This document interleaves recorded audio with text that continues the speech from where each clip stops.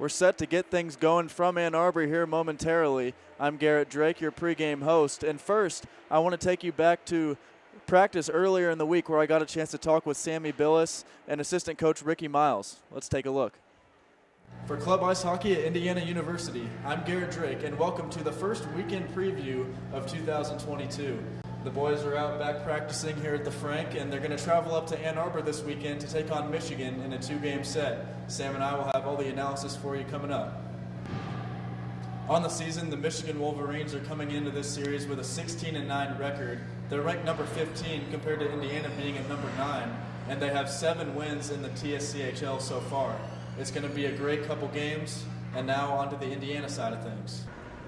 Joining us now post-practice is assistant coach Ricky Miles. And Ricky, one thing we wanted to ask you about is you guys were able to end 2021 on a fantastic note, put together a pretty decent winning streak, able to score more goals than we were seeing in the previous games leading up to that. And what I want to know is how these guys are going to be able to keep that momentum going into 2022, and if there's anything that you guys have tried to focus on heading into the new year.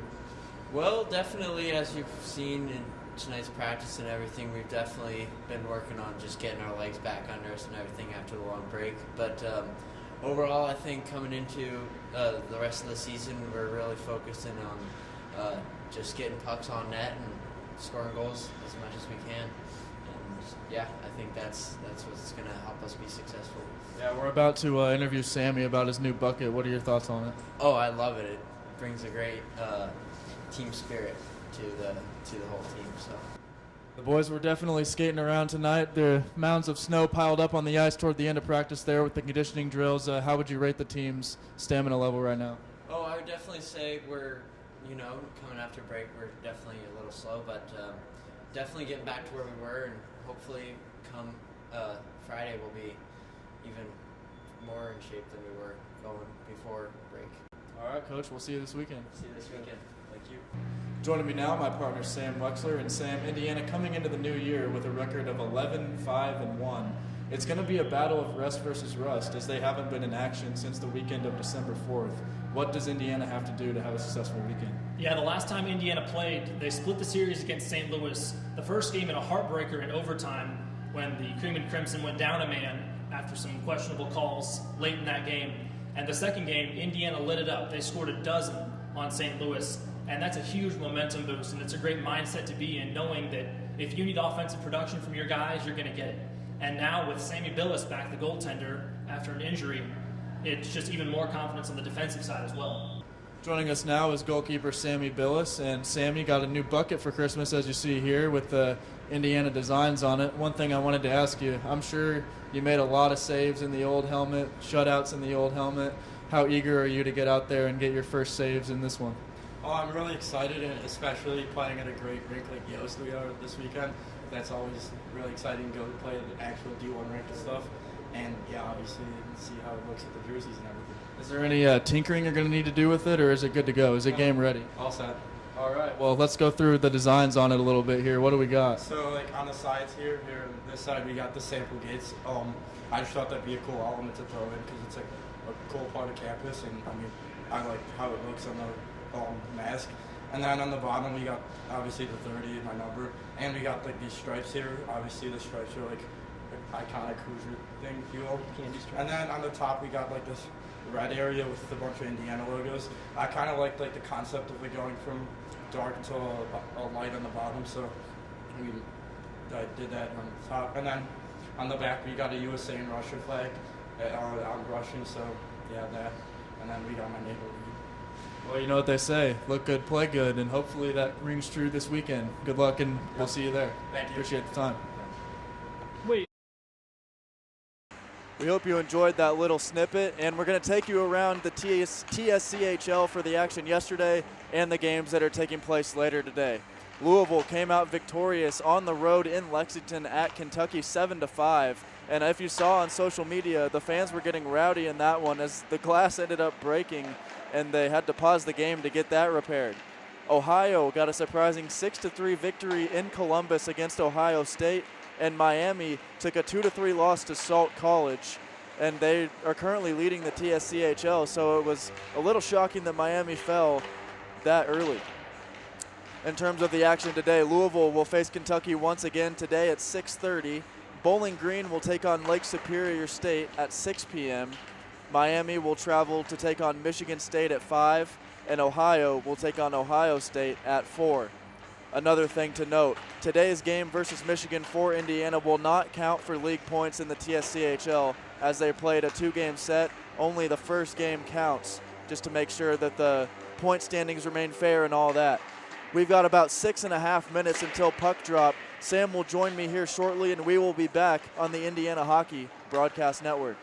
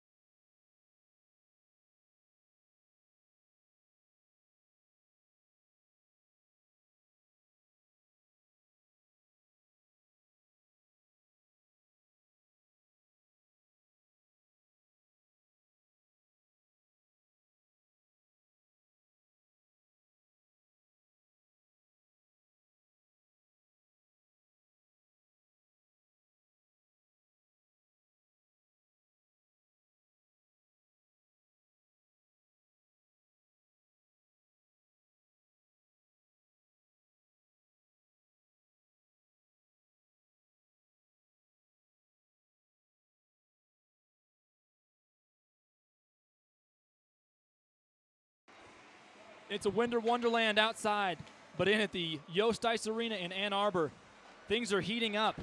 It's Indiana and Michigan in Game 2 of this TACHL opponent series. Sam Weixler on the call alongside Garrett Drake and Ben Stannard on the tech, audio, and everything else in between. Thank you for joining us here on the Indiana Hockey Broadcast Network as the Cream and Crimson look to get a win on back-to-back days here in Michigan. Garrett, last night we saw a 7-4 final score in favor of Indiana. Cade Kenyon had 2 quick goals just 40 seconds into the contest. And then Indiana gave up 3 straight in the middle of the game before closing it out with another trio of their own. It was a tough start in net for Chris Scott and the Michigan Wolverines, and it looks like they actually switched up who's in between the cage here today. It's going to be number 32, Drew Bobladek in cage for Michigan, and at the other end for Indiana, we're going to have Sammy Billis in net. He's been solid all year, returning back from injury. Yeah, Sammy Billis has really made things happen. Looks like we may have had another jersey change, Garrett, as that's Zaremski in the net. We will see Billis, though, as he's getting loose just behind closed doors. And looking at the other side of the ice, Bobeldic was in the cage, but we expect to see Chris Scott back in between the pipes. We're not quite sure if we'll get a national anthem today, so we'll take a quick break before puck drop. This is Club Ice Hockey at Indiana University on the Indiana Hockey Broadcast Network, live from Ann Arbor.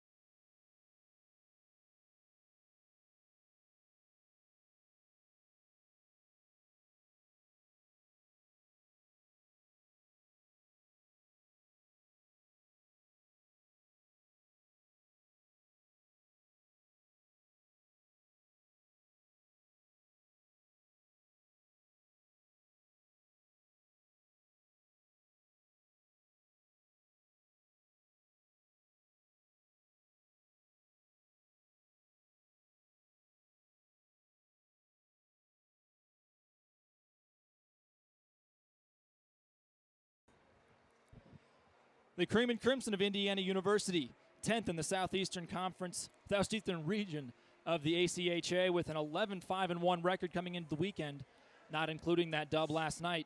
And the Michigan Wolverines standing at 16-9-0, now 16-10-0. Garrett, we saw a pretty powerful performance from all the upperclassmen last night. Who do you think is going to step up today? It's hard to predict. Yesterday, as you mentioned, Cade Kenyon with the hat trick, Vladislav Krush and Jack Knoll also added goals. Kissel got in on the action a little bit. Really, all the seniors and juniors did a great job of setting the tempo for this one. Kissel's got the nose taped up. He got a little banged up earlier in the game, had a split right across the bridge, but he's ready to go, and I would look out for him today. I think Jack Kissel's going to have himself a game.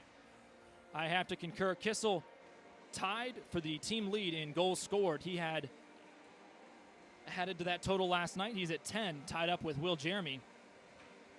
And I'm sure the blood is flowing and the feet will be moving as we get set for puck drop. The Michigan Wolverines in their white sweaters and navy blue bottoms headed from left to right. In the cage this afternoon for them, a change. It's sophomore Drew Bobeldic from Jensen, Michigan. He's played in 8 games and has a 6-1-0 record with a save percentage of .917. Indiana back in their red sweaters from right to left. That is the south to north direction. Here comes Simoneau, a quick pass to Jeremy, who flicks a shot on. Paddled away by Bobeldic. Carrying it across the blue line was Collins. He's dispossessed, and Indiana gets a full line change. Just 40 seconds in, Cesarski flings it forward toward Kenyon, who redirects it all the way across the goal line. Dump and chase as O'Flaherty bangs Keller into the board. There's Kenyon trying to call for it along the boards. Now he rushes into the scrum on the near side. Emerges with it. Backhanded pass into the trapezoid, and O'Flaherty goes down on one knee trying to corral the puck. And then a nice cross-check right in the face of Greg Kristen. And that'll be a 2-minute minor right out of the gate. 18:56 to go here in the first. Donuts and goose eggs up on the board. Garrett, we saw a goal just 20 seconds into last night's game, and this is a bit of a change of pace. It didn't take long for Indiana to get off the snide yesterday, as you mentioned, and Michigan going to have an opportunity on the power play here. I was just about to comment when we had the puck in the attacking zone that Cade Kenyon yesterday, part of the reason he was able to get a hat trick is he did a great job of establishing position down near the crease. He kind of lines up right next to either the near post or the far post, and then it's just an easy tap in from there. He did a great job of finding open ice. Face off to the glove side of Sammy Billis, the sophomore from Northbrook, Illinois. An 8-3-0 record now in 12 games started.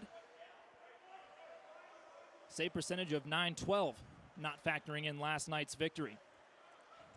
This Indiana penalty kill unit's been pretty solid all year. They're hanging around 80%.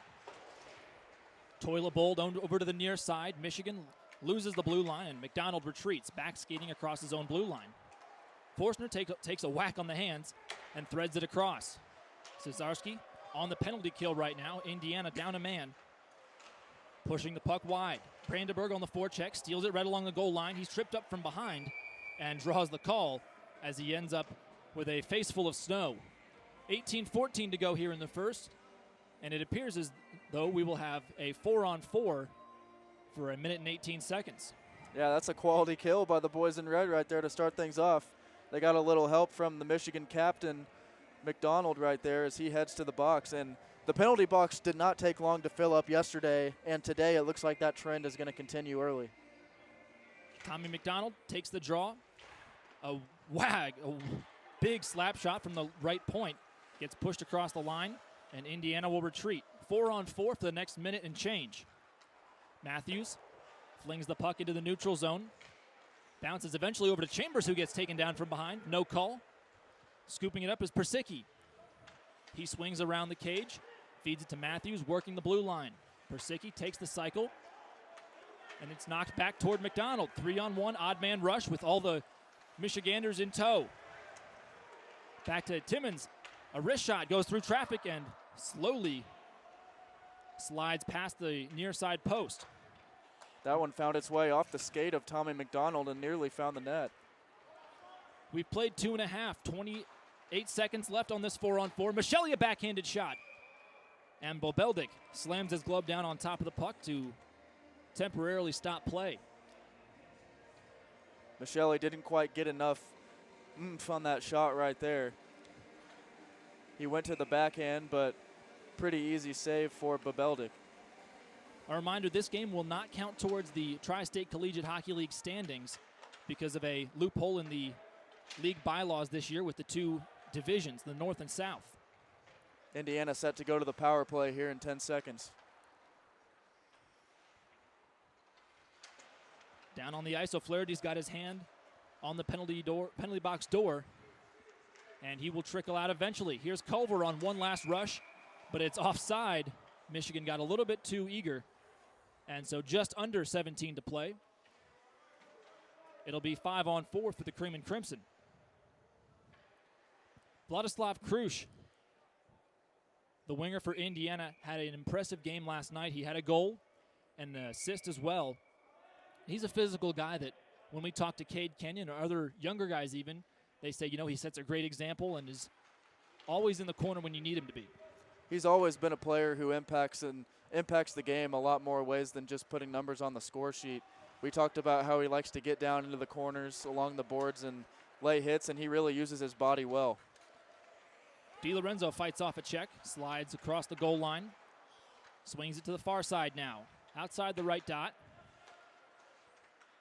to Goody, throwing a shot through traffic that gets covered up by Bobeldik to stop play. We've got 13 seconds remaining on the power play for Indiana.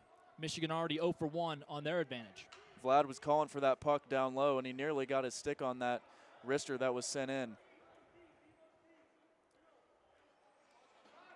Coach Andrew Weiss talking with us before the game during the bus ride. You know, it was a physical game last night, and he expected the same effort, if not more, for this afternoon's contest. Puck sails all the way across. Billis moves out of the crease to control it, and that'll end the power play for Indiana. Both sides go 0 for 1 with an extra skater out there so far. McDonald circling around in his own zone. Plays it to Larson. DiLorenzo pokes it away over toward Bobeldik, who gets snowed by his own captain with 16 and 3 to go here in the opening frame. The tempo slowed down quite a bit compared to what it reached yesterday. Both teams looking as if it's the second day of a back-to-back, which of course it is. They're going to have to use their energy sparingly here in this one and choose when to go all out and when not to. Offenbach takes the draw, wins it, and pushes it to Cesarski. His slap shot breaks the stick of Huber, who received a 5-minute major last night after a big boarding call on an Indiana skater. Forsner plays it into no man's land, and Offenbach dangles around two different defensemen. Jumping in and jamming him up is Martin. Another wrist shot from Cesarski on the right side. Whizzes past everyone's ears and into the back glass. Null collects it from the backside. A sharp-angled shot goes wide. Into the half-dashers, Offenbach. Indirect pass and gets it on a give and go. Cesarski, a wrister, high off the bar. Follow-up attempt, swinging his stick. Cesarski couldn't get his blade on it. Offenbach flips it into the corner and gives himself a chance to scramble back to the bench. On the rush, here's McDonald to Rabishko on the near side. And Billis takes it and paddles it away. Big collision at center ice with McDonald and Krusch. Fed into the front. We don't have a number 10 on our roster, so we'll have to check it out. Michigan may have switched some jerseys around between these two games. We've played just over 5 minutes here at the Yost in game 2. No score either side. Sliding around, that's Jake Anderson, who plays it into the slot. McKay pitchforks it free, and Null whacks it across the blue line. So Indiana gets yet another change. A lot of fast shifts. Fortunate to avoid an icing there as that puck hit the boards near the red line. Brandenburg pokes at the puck right behind the net. Now Michelli comes in to help him out, but it's pushed free. Right at the blue line, Nels gets spun around and loses his eye on the puck. And Timmons backs into his own right dot. Good stretch pass as D'Lo moves in. Thinks about a shot, puts it up high, and it's off the chest of Bobeldik. He's able to eventually regain possession and stop the clock with 14:02 to go. Bobeldik lost that puck momentarily as DiLorenzo sent it on, and Michelli nearly got there to clean it up. First period, no score for either side. Brandenburg stepping it against Persicki to the paddle side of Bobeldik for Michigan. Here's Goodfellow. His shot gets deflected and up into the netting to stop play, and we'll load the horses back in the chute and do it all over, Garrett. I feel like we get a lot of deja vu in hockey, especially in the face-off circle, as just 2 seconds ago we were doing the same thing. D'Lo at the goal line. Tries to find a man on the backside, but it sails wide to kicker. Look out. Now there's Williams with a wild rush. He can't careen it, and it bounces off his stick, and Michigan retreats. Matthews chips it against the glass, but 3 different cream and crimson skaters are there to block him. A good stretch pass to Williams, all by himself. Thinks about it, shoots and scores! Top shelf wrister, and Ryan Williams gets goal number 17 of the season and draws first blood for Michigan. 1-0 with 13:32 to go here in the first. And just prior to that, Sam, Williams got in all alone, just like he did on the goal. Fortunately, Indiana was able to stop him on the first attempt, but he just hung out right around the blue line center ice, and they found him again, and he went in untouched.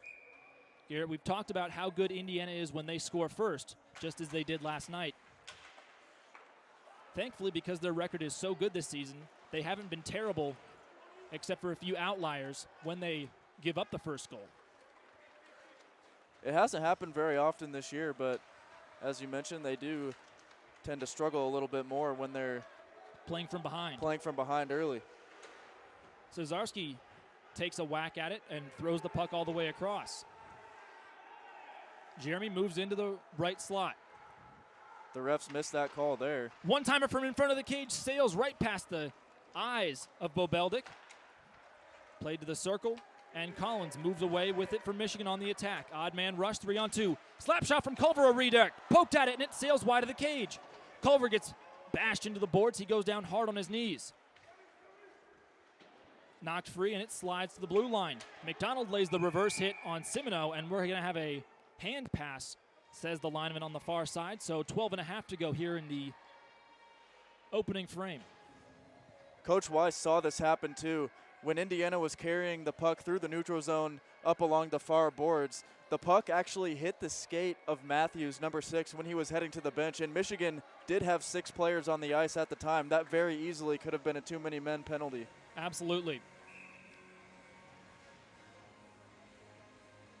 Probably should have been, for a matter of fact.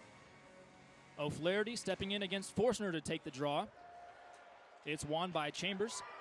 Pokes it against the boards. Krusch at the left circle. Backside, just off the blade of Kenyon. He threads it back toward Krusch. Sharp angle shot, jam job. Chambers knocks it free again. Another body, big hit as Mitchell goes into the glass. Lays it forward to Huber. Huber gets taken down, and the puck doesn't come with him. Michigan trying to regroup in the neutral zone as O'Flaherty throws a big hit against McDonald and plays it free to Krusch, who almost had a one-timer. Forstner forward toward his line mate. Huber again. Chambers cuts in front of the Michigan skater to steal the puck away. Forstner tries to find Rubishko, but it's poked free and he's dispossessed. Timmons moving behind Billis, who has to shift his feet and find the puck. Forstner along the boards, a sharp angle. And Indiana struggling to set up a sustained attack so far. They do clear the blue line, and Billis moves away to stop the puck from toilet bowling all the way around. Timmons seems to be struggling on his blades at the moment and can't get out of his own end zone. 11:11 left in the first. 1-0 Michigan on top of Indiana here at the Yost Center. Indiana's passing not as crisp as you would like to see here early. We've seen a lot of pucks go high into the boards. A couple big hits so far, but nobody has gotten laid out as of yet. Kicker cleans up the damage. Another big hit right in the corner. Indiana on their defensive, still poking at it and jabbing the puck free over toward McDonald. He crosses the blue line, waits for help, tries to stick handle, but it's stolen away. Kicker flings it toward Null, who tries to find a man. Over to Offenbach at the left circle, shoots, and it goes over the bar. Right idea by Null right there, even though the pass didn't get through. One-timer down low. McDonald's shot glances wide, and then he tries to throw another big hit. Kicker moves in on the puck. It's kicked toward Bobeldic, who covers it up in the crease to stop play with 10:14 to go in period number 1. Michigan still up by a single tally on the big board. Opportunities were aplenty in the first period yesterday, but Indiana just hasn't gotten as many great looks. Indiana headed from the south side to the north side of the rink as Brandenburg slides in, momentarily has possession, but then Michigan clears it, heading the other way. Williams, a no-look pass, finds no one in particular, and the Wolverines retreat. Off Cesarski's leg pad and cleaned up by D'Lo. Plays it to McKay, who pirouettes around the defenseman, and forward to Cesarski, who clears the line. Tries to find a through pass. Michelli working all the way around the right circle, then across the blue line to McKay down low. D'Lo one-timer off a body. Brandenburg looking for options, decides to tuck it down low. D'Lo trying to put it in the slot. Cesarski one-timer gloved down by Bobeldic on the near side. And we have reached the halfway point of this first frame. Bobeldic has really held his own so far in this one. I'm impressed with how he started. We didn't know a whole lot about him coming in, his 9th appearance on the season. He looks fresh. Jeremy wins the faceoff. Kissel, a backhanded shot. Jeremy takes the rebound and scores. Will Jeremy regains the team lead for goals and ties this game up at 1 apiece. 9:24 to go. A tally each for Michigan and Indiana. A dead silent barn here in Ann Arbor, quieting the crowd that didn't have much of a chance to cheer last night when Indiana put 2 up in quick succession. Everybody watching at home, you know what I did there. The announcer's jinx got him again. Well, Garrett, all's fair in love and war, I guess. You got to do it any way you can. 2 points is 2 points, right? I'm convinced it's a real thing. I know a lot of people take it lightly, but there's just been too many instances where it's gone the opposite.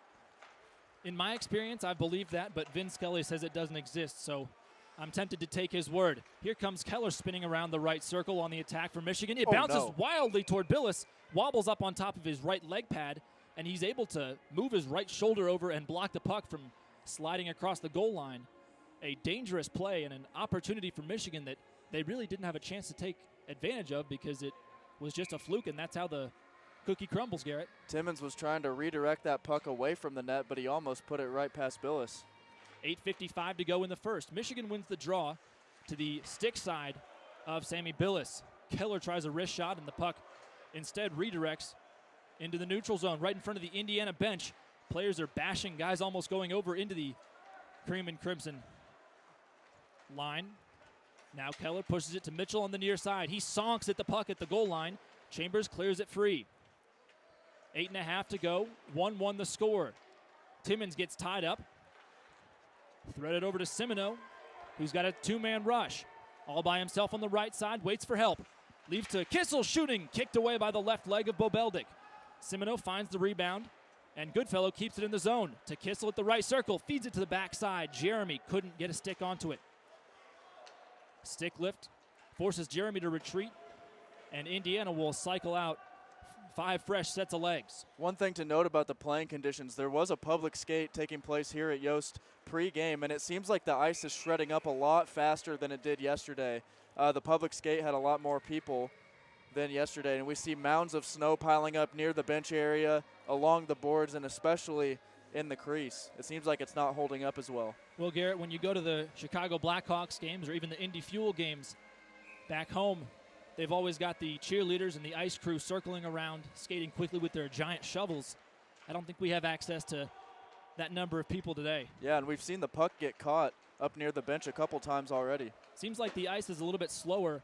I'm sure that has to do with the number of people who fell down and completely landed on their wallet during the open skate. There were a couple of them. Here comes O'Flaherty across the line. Leaves it for Krush, who pokes at it. Larson loses his edge. A backhanded shot by Kenyon goes wide, and Krush moving along the half boards. Centering pass to no one in particular. Williams flings a stick at it, and it's Persicki over at the right circle. Moves it in low. Here's Nellis. His shot is unsuccessful. Krush trying to poke it free and clear the line. Flipped up into the air. McKay down to Krush, who punches the puck all the way across the opponent's end line, and Michigan will get 5 to match Indiana's new 5. Kenyon did a beautiful job cutting off the angle of Persicki right there on that rush. Here comes Null moving on the near side through the official's crease. Wrist shot right into the leg pad of Bobeldic. Juicy rebound goes over toward Offenbach on the near side. Now he feeds it to Null. Shot off the chest, off the back post now. Cesarski, a slap shot. A howitzer that finds a body. My goodness. Over at the right point, the puck wobbles over the stick of Cesarski, and Michigan has a rush. Coming in is the player we don't have a name for, number 10. Looks like they've just stitched that jersey up this afternoon. Martin flings the puck behind him, and Cesarski threads it all the way to McDonald. He's got one defenseman in between him. Right circle, cuts back, loses it off the edge of his stick. Both sides will change, and Michigan has a rush the other way. Here's Sebastian Culver, who scored twice last night. Shot unsuccessful, tries to find Owen Collins. Wraparound attempt, no good after Chambers went down onto all fours and put his stick right along ice level to block the pass.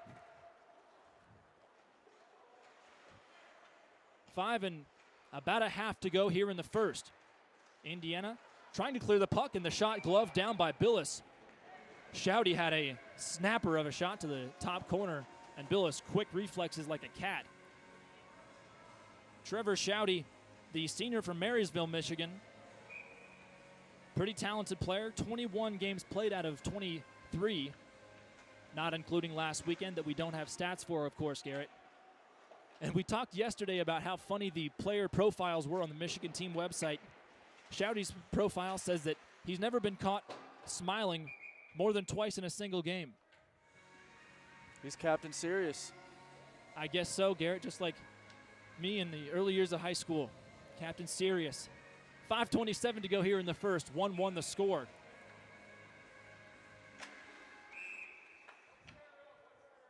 The puck did flip up and out of play into the penalty box.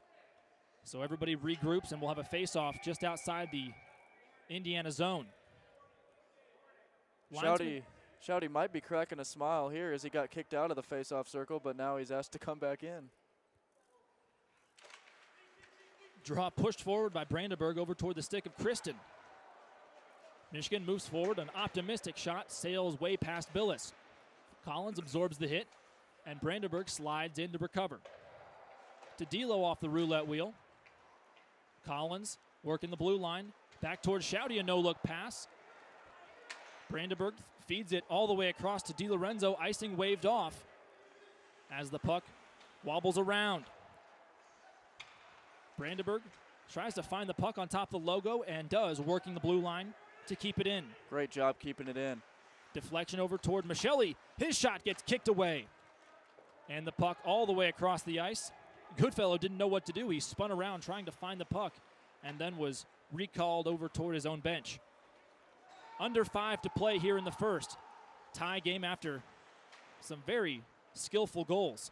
Michigan had that score early on a breakaway as we nearly saw a big hit. Huber barely twisted away.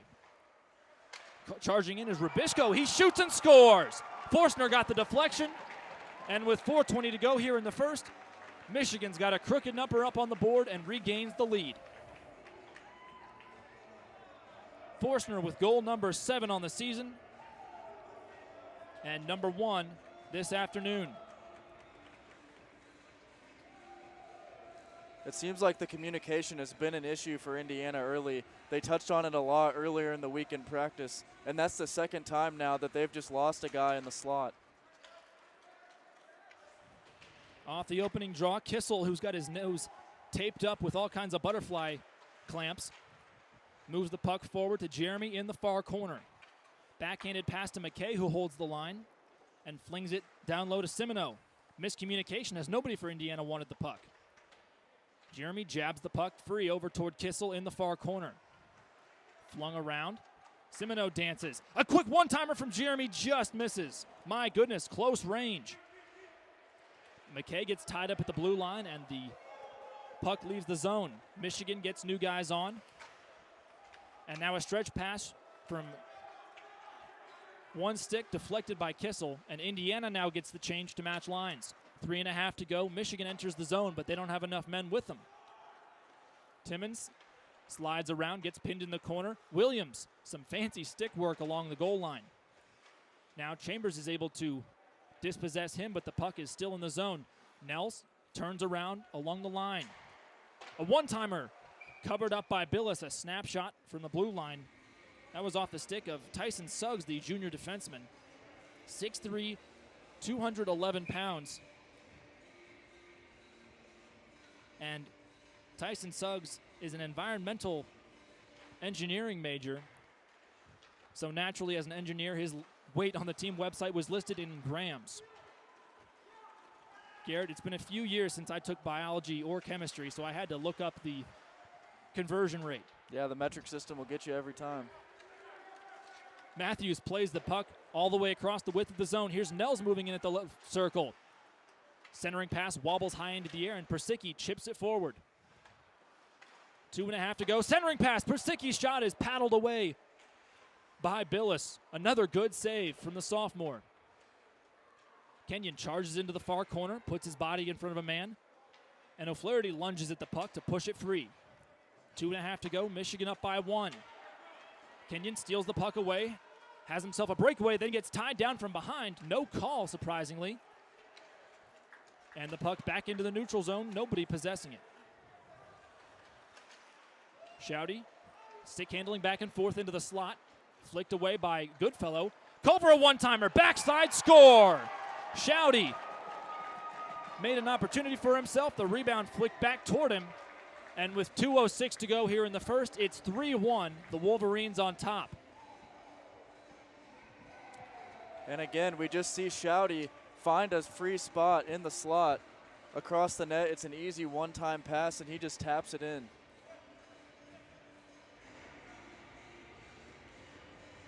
What is the conversion rate, pounds to grams? Is it like 1.7 grams as a pound or something? Well, I know about 2.5 centimeters goes into an inch.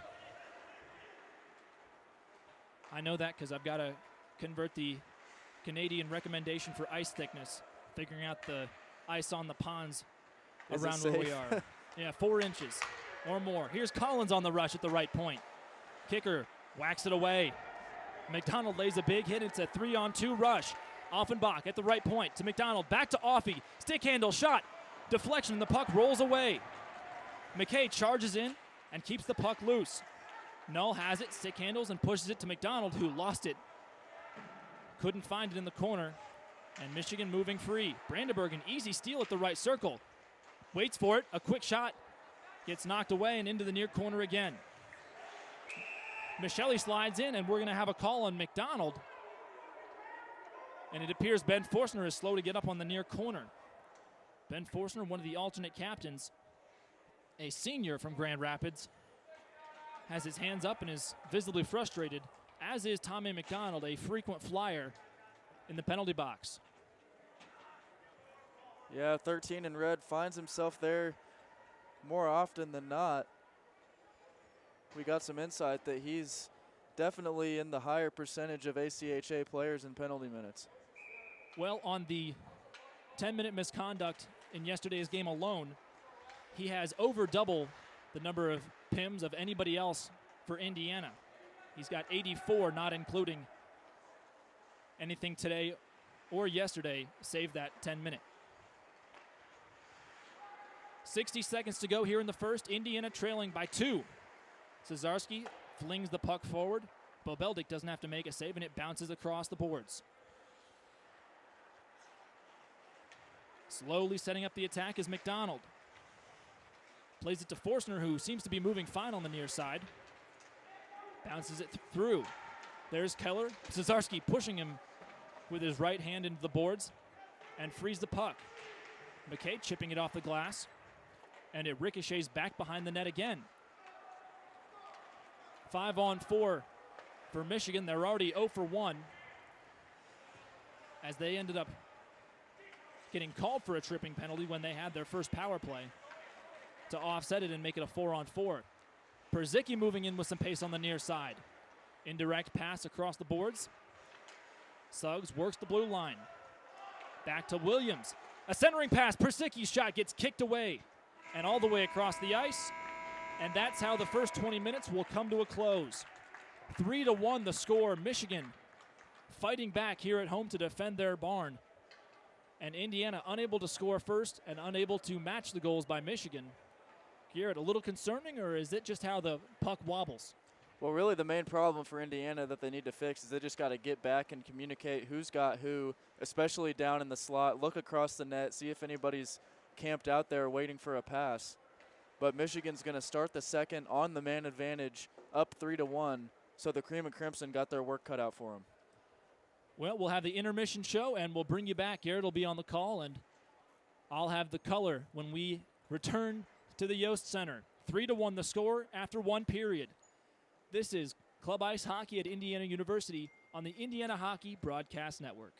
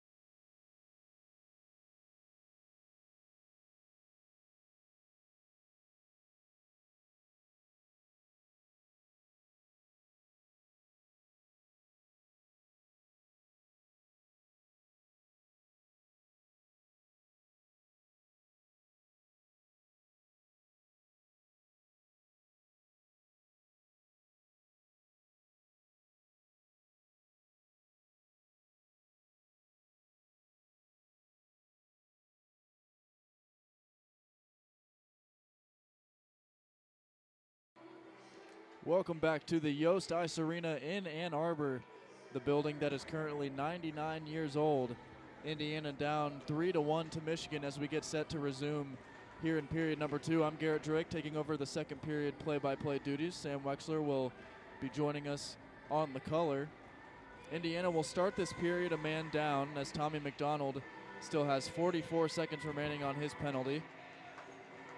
Well, Garrett, some things never change. He's got quite the streak going so far.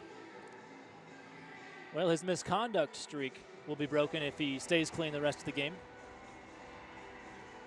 Indiana starting this period with Semino, Bonecutter, Goodfellow, and Kicker on the penalty kill.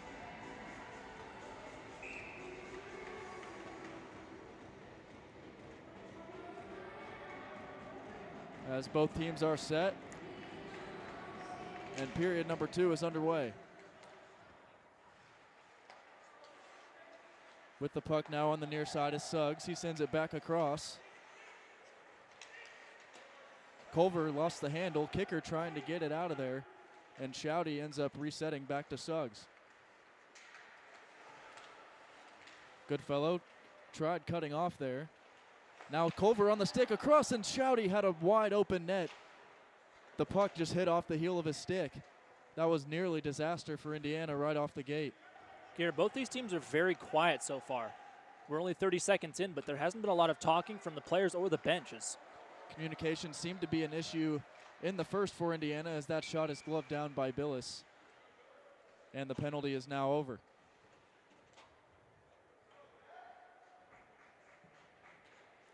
Garrett, we talked during the intermission how we anticipated that Kenyon and Cesarski and the other leaders on this team would be vocal in the locker room and trying to get the boys moving. Doesn't seem like that has happened quite yet. That shot goes wide of the net and around over the back. To be taken on the near side, there's a battle for it.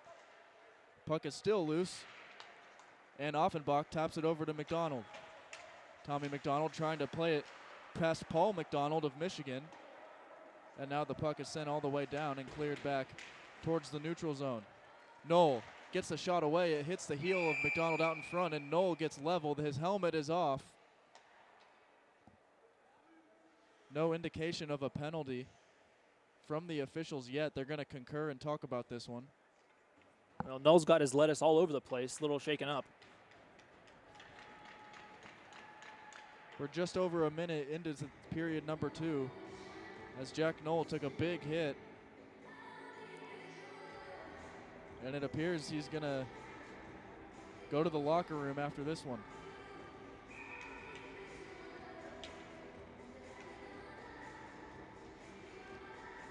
Brandenburg takes the draw, and Indiana controls it momentarily, but now it's on the stick of Mitchell for Michigan.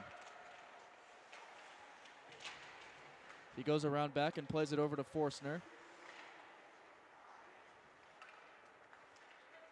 Timmons got his stick tangled in the skates of Forstner. Fortunately, no trip for Indiana. Billis drops down to the butterfly to stop that one. And Timmons sends it back out towards the blue line.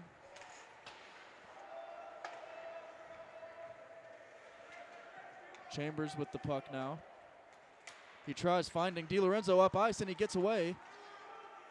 The puck bounced back behind the net. DiLorenzo takes a hit. Brandenburg overskates it. And now for Michigan, it's sent it back to the other side by Parzicki. Nels is in ahead of the Indiana defense, and he's going to get this one. He flips it back. Parzicki gets a shot on. Good block by Billis. And Brandenburg sends it around the boards to the far side. A shot blocked out in front. DiLorenzo might have a break here. It's going to be a 2-on-1 for Indiana. DiLorenzo shoots it in the puck was blocked on the dive attempt by Larson right there.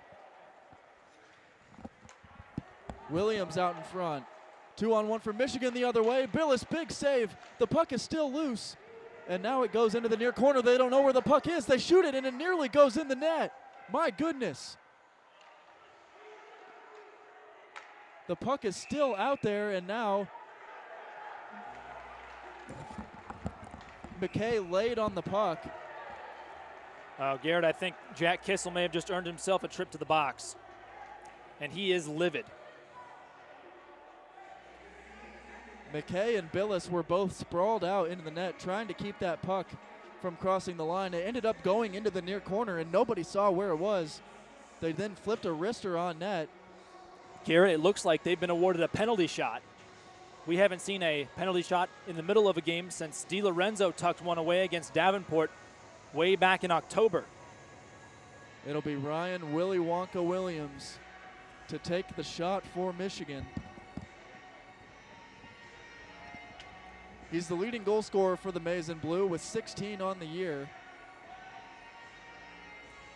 And Garrett, our tech assistant and cameraman Ben Stannard, says that it appears somebody may have tried to cover it up with their hands in the crease. Yeah, that was McKay. He was trying to do anything to keep that puck out.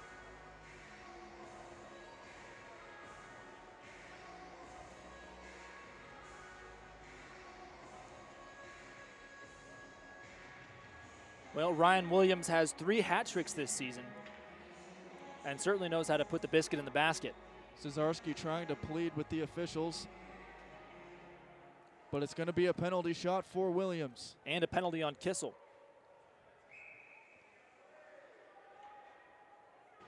Williams grabs the puck at center ice. He's into the zone, in on Billis, and he scores. Williams went to the backhand and shoveled it past Sammy Billis to put Michigan up 4-1.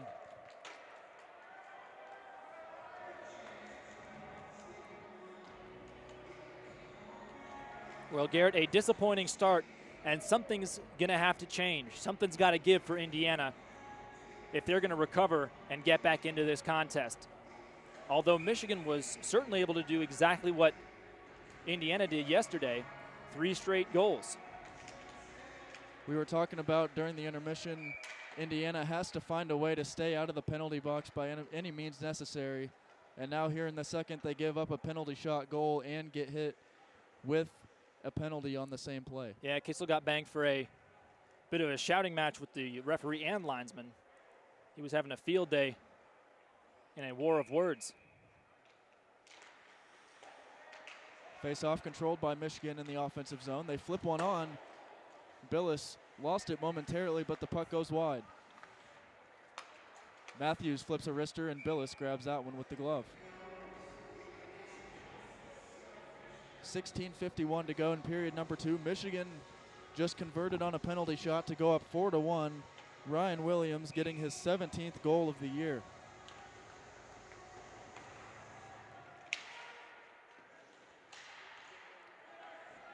A battle for the puck sees Matthews come out with it for Michigan. He skitters it to the far side and back towards the middle. Matthews dunks it in, and all the way around finds Nels. Kicker was there, and now Indiana trying to get a quick change. Michigan swapping out as well.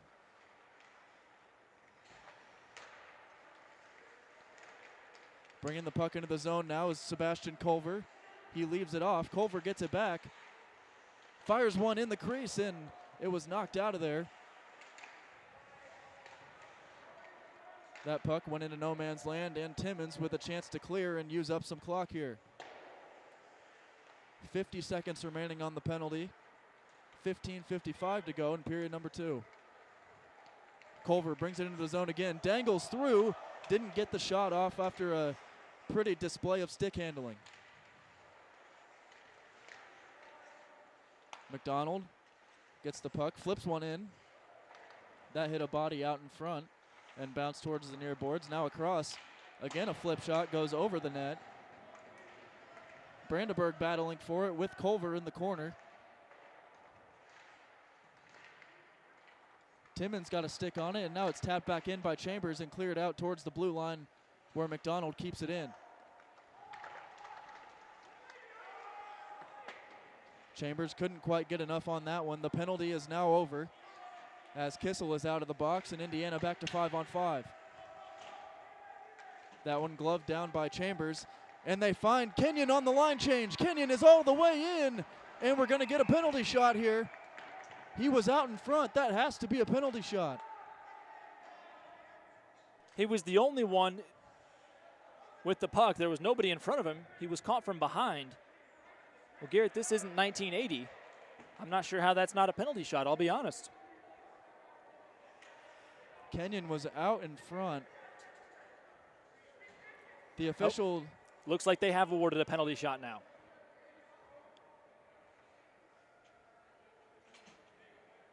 I was about to say, there's no way on God's green earth that's not worthy of a penalty shot, especially after Michigan just earned one. Although it's not as weird as the situation in Davenport.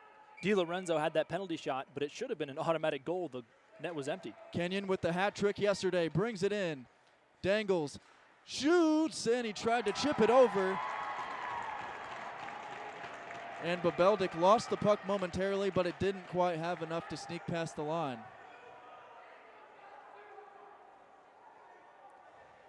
Well, unlike Michigan's penalty shot, the Indiana penalty shot does not come with a 2-minute minor.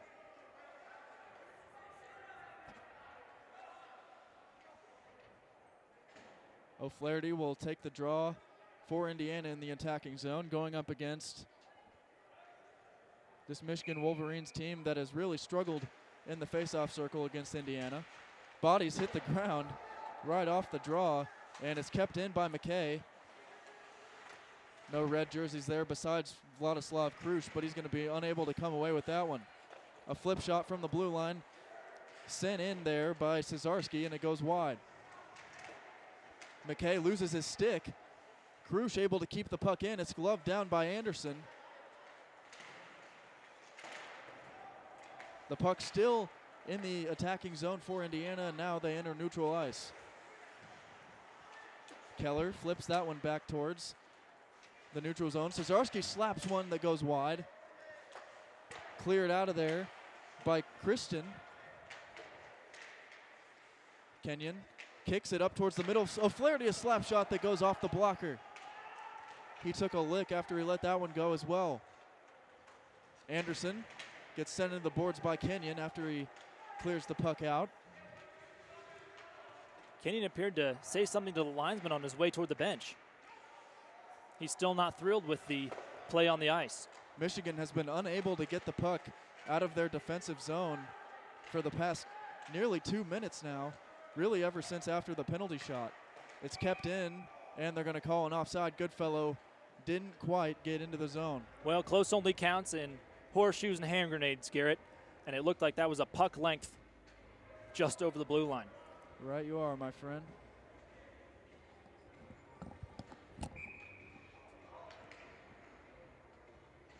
.13 minutes and 34 seconds are left on the clock in period number 2. Michigan leading 4-1 over Indiana. We've seen 2 penalty shots already this period.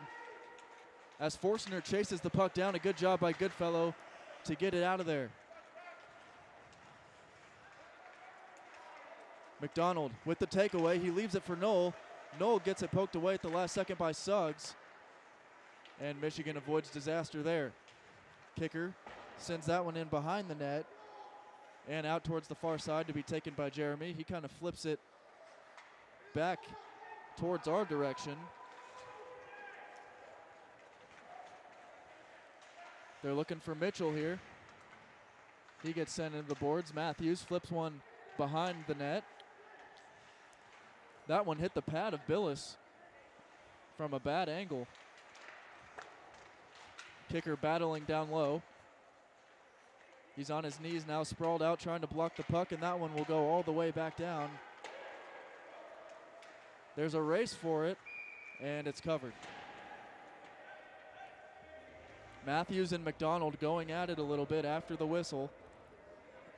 Well, in that situation, McDonald wasn't the instigator. He was getting a few open-handed shoves from Fisher Matthews, apparently objecting to the distance McDonald put between himself and Bobeldic in the crease. Face-off controlled by Michigan as McDonald sends it back up towards the circle where Nellis had to go off his stick. A free puck is going to be taken by Griffin Timmons. along the far side boards. Kissel tried to leave it off for a teammate, but there was nobody there. Simino finds Kissel. Back to Simino. He's in on the break, and that shot got deflected right when he let it go by McDonald as it bangs off the net. Looked like an extra point, Garrett. High into the sky and finding the back of the net. The wrong net, that is. Speaking of extra points, the NFL playoffs set to resume today. The first game on the slate this afternoon is the Cincinnati Bengals and Joe Burrow visiting the Tennessee Titans and welcoming back Derrick Henry to Nashville. Garrett, I've noticed there's a lot of funny TikToks about Joe Burrow's performances as of late. He's been bringing the swag. No question about that. Culver sends one in. Great save by Billis. As wide open in the slot right there was Shouty again, and Billis sprawled out to make the save. Yeah, Joe Burrow had those fancy colored glasses. And Shouty sends one right past Billis. I don't know if he ever saw it. It was an unexpected shot by everybody. He kind of just skated up towards the puck and spun around and flipped it home. And it's now 5-1.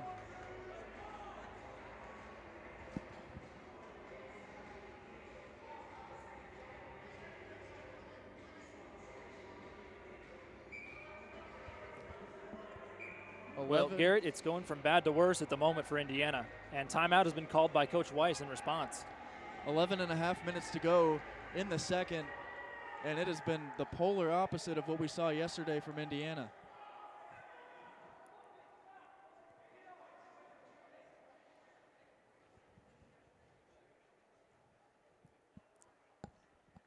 Well, Garrett, while we've got some time, looking at Indiana's schedule after this weekend, on the 28th and 29th of January, they'll face Dayton in a home-and-home at the Frank on Friday night, and then the following Saturday evening, they will be on the road at Dayton University. The Flyers really struggling, just as the Xavier Musketeers are in the TSCHL. And you have to be wary of a trap game like that if you're Indiana, but it's also a game you have to get 3 points in. And I know Indiana would have loved to come in here and take both games from Michigan, but no matter what happens today, it's important they don't hang their head on the weekend result. They came up here, won the first game yesterday, and really a split. You got to be happy with that after a long road trip, and then you just got to clear the mind and get ready for next weekend.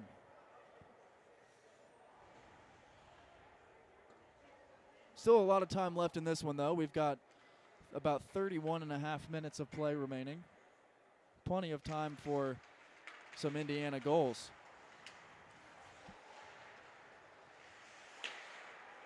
That one is sent in by Cesarski and gloved down, and we get an early whistle.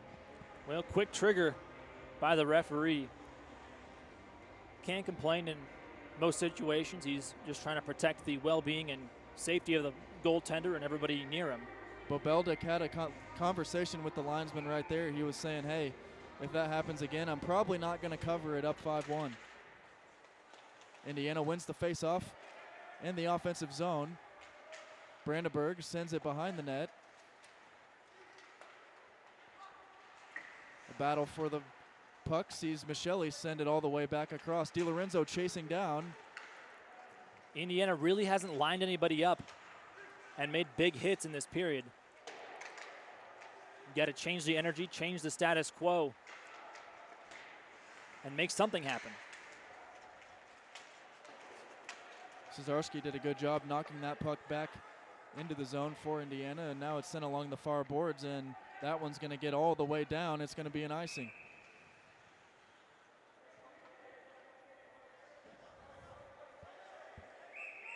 So we'll be right back where we started.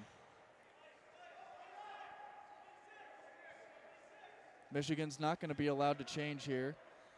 Looks like they tried to pull a fast one up 5-1. Could have sworn it was an icing, Garrett, but it looks like now some more miscommunication.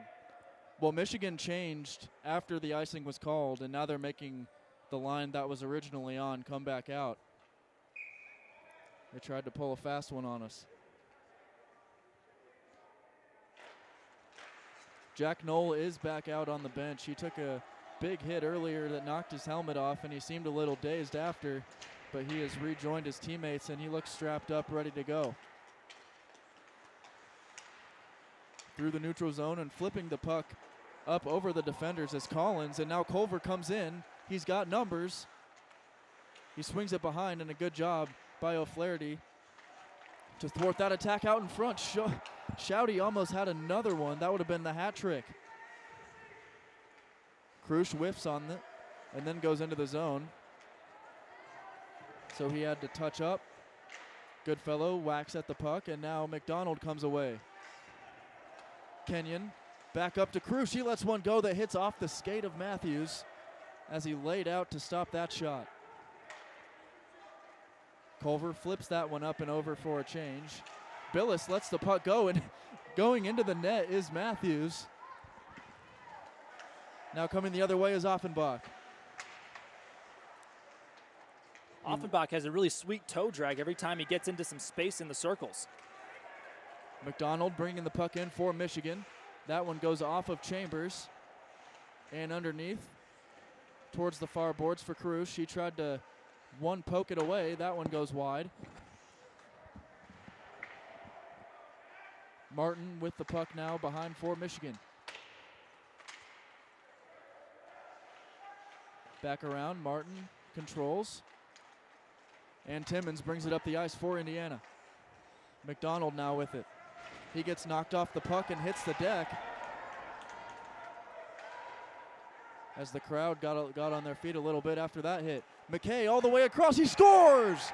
Matt McKay! He had to go back towards the blue line, and then he snuck in on the far side, and he was left unguarded for a wide open shot. And McKay has his second goal of the year. Mick went bar down, straight from the iron down to the ice.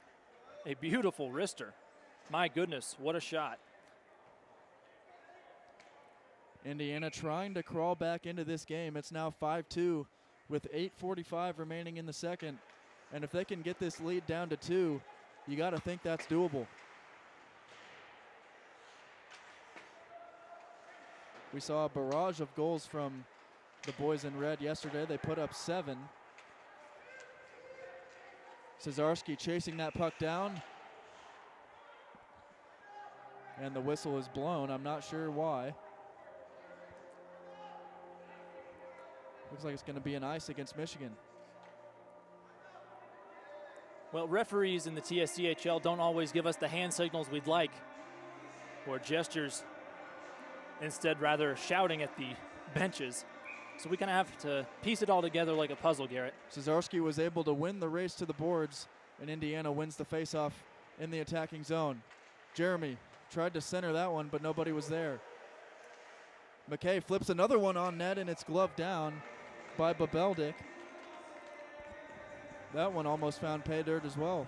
Now, Garrett, Indiana has to do something to move the momentum and shift it into their favor. Do you risk taking a charge or a boarding penalty to make a big hit and make Michigan think twice about going into the corner against you? They've been having success down there all day so far, so anything you got to do to try to change the momentum of the game, you got to give it a go at this point. The puck exits the zone and goes now behind Sammy Billis to be taken by Matt McKay, who just scored momentarily ago.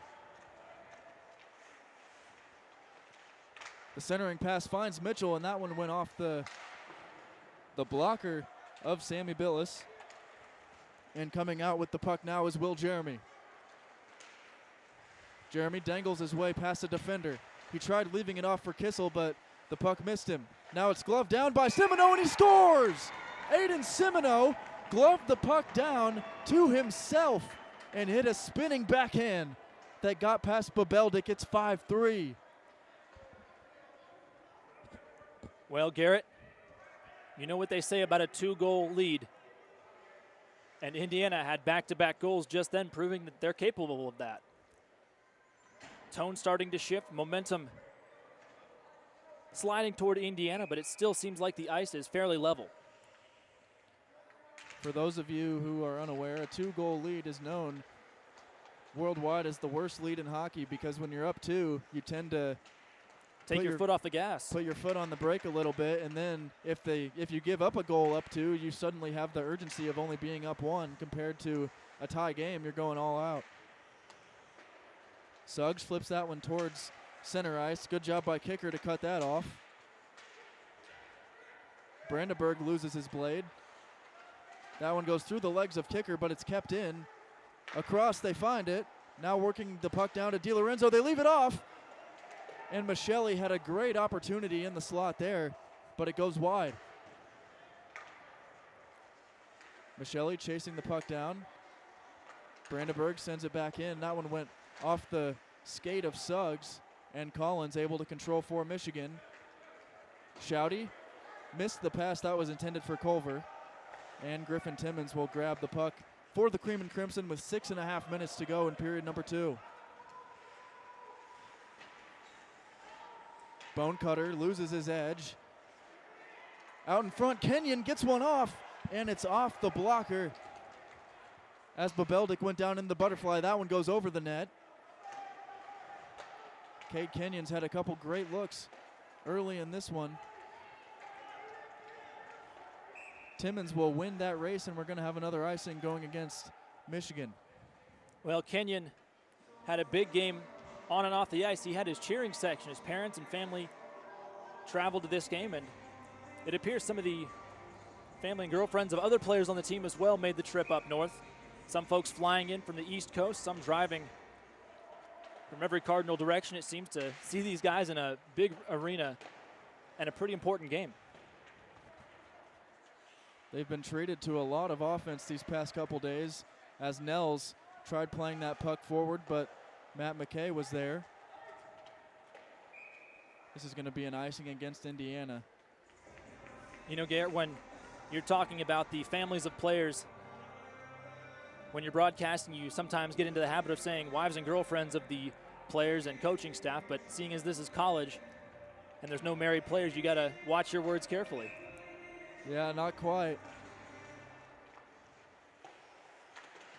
Cesarski plays it around the boards. That goes past the stick of Paul McDonald. He chases it down behind his own net. Kenyon got a skate on the puck, and Bonecutter flipped a shot that was nowhere close and went wide. That one flipped up high back into the neutral zone, taken at center ice by McKay. Kenyon tried to dangle past McDonald right there, but he was unable to.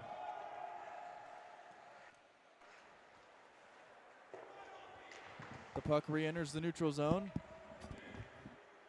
Cesarski now controls.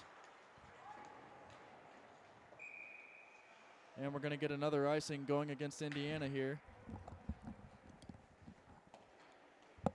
So some tired legs on the ice for the boys in red on this possession. Garrett, it's a Saturday afternoon, and it's nice to see that the NHL is letting more teams play day games, just like the MLB has decided recently. Nothing like seeing an afternoon matinee game, just like we got here.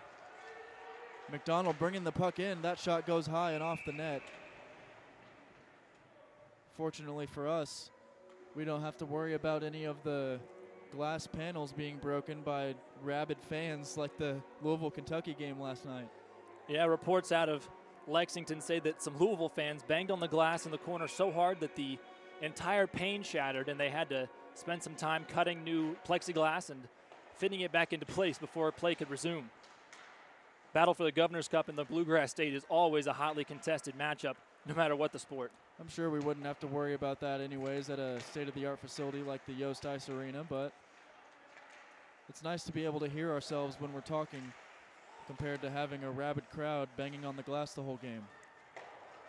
Or some inebriated patrons moving our table around it when we're at the Frank. Inebriated is the perfect word to describe that. Kissel plays it back towards Simoneau, who scored earlier in the period, and now Culver with a one-on-one against kicker. Great defense there to thwart the attack. That slap shot off of Billis, and it nearly found the stick of Culver, who gets shoved down from behind by kicker. Then it hits him up high, and number 7 will play it out.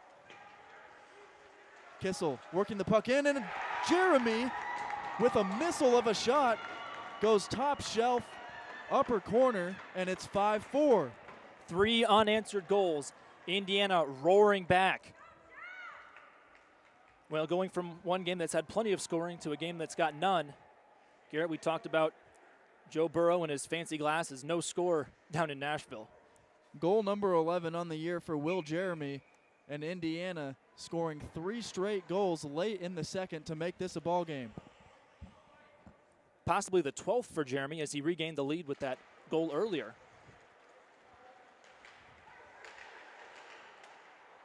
That puck hit Offenbach in the helmet and stays in the Michigan zone.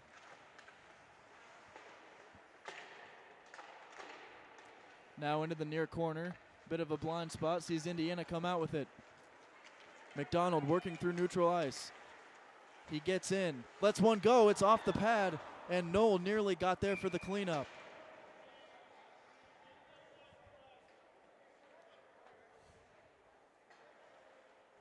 Indiana's going to go back to the man advantage here as they're going to get Willy Wonka for a slash. Garrett, we do need to give Caitlin Caldwell, the team manager for Michigan, some credit. She said she wasn't 100% sure who worked on the website, but no matter what, those nicknames and player bios are pretty interesting. I just don't know how you end up with a name like Willy Wonka. He must really like chocolate. Maybe it's the hair. Kissel fumbles the puck a little bit, but is able to regain control, and he leaves it behind for Tommy McDonald, bringing it back out towards the circle. Cross ice pass finds O'Flaherty. Again, they go cross ice, now center. O'Flaherty looking for a lane. Cesarski lets one go, and it goes over the net. Good work by Indiana to try and change the shooting and passing lanes and switch up the angles. Indiana with a power play opportunity here to try to tie the game. O'Flaherty looking. He spins back and now finds a passing lane. Cesarski lets another one go, and that was just wide. 2:35 to go here in the second period. 1 minute and 10 seconds on the man advantage. That puck went past the stick of Michelli, and Indiana will have to try to regain control. Michigan able to clear all the way down, and DiLorenzo will bring it back up. Goodfellow gets pushed off the puck, and again, Michigan able to clear. Indiana really struggling to get back into that umbrella or diamond set in the attacking third. 40 seconds remaining on the man advantage. Again, Michigan clears.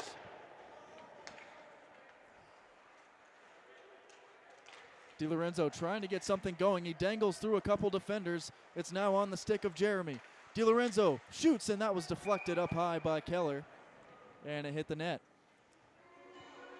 Well, there's a reason they've got those nets hanging above the glass behind the cages. And Garrett, I can't imagine playing back in the early days of hockey, anytime from 1890 to say maybe the 60s, when all they had was a bit of a fence like you'd see in a backyard covering up the space between the fans and the players. That's got to be a violent way to collide with a sharp iron fence. Another interesting thing to note is that chicken wire sometimes. The height of the Jumbotron here at Yost is still taller than the height of the ceiling at the Frank. 32 feet, Garrett. Michelli plays it across for Cesarski, and they score! Krush out in front. I believe he got a stick on that. And Indiana able to tie the game with 1 second left on the penalty. It's a power play goal. We'll see who they give the goal to. Looks like Skis is getting handshakes first. He's claiming this one, Garrett. Well, even though it was 1 second remaining on that penalty to Michigan, that sentence is commuted technically, and that's a +1 in the power play column for Indiana.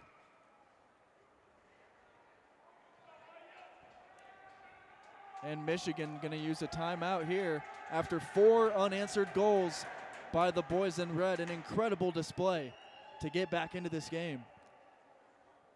Garrett, we were discussing on the bus with some of the guys about watching the movie Moneyball, and a quote from that movie comes to mind when, I believe Marty Brenneman or Tom Brenneman perhaps, was in that movie, and they used a clip of them from the broadcast of an Oakland A's game, said the Royals have come roaring back to life, and that's what we're seeing right now. Indiana fighting back. They were black and blue in the first period, and now they're really punching above their weight. Yeah, that was the game when Oakland had a chance to break the record for the longest win streak in the American League, and I believe they were up like 10 or 11. 11-0 in 11 Kansas runs. City. They came all the way back. Kansas City smacked them around for 11 and had to have a walk-off from Hatteberg. Scott Hatteberg putting his name into the hearts of Oakland fans forever with the walk-off home run. And movie critics, of course, like ourselves.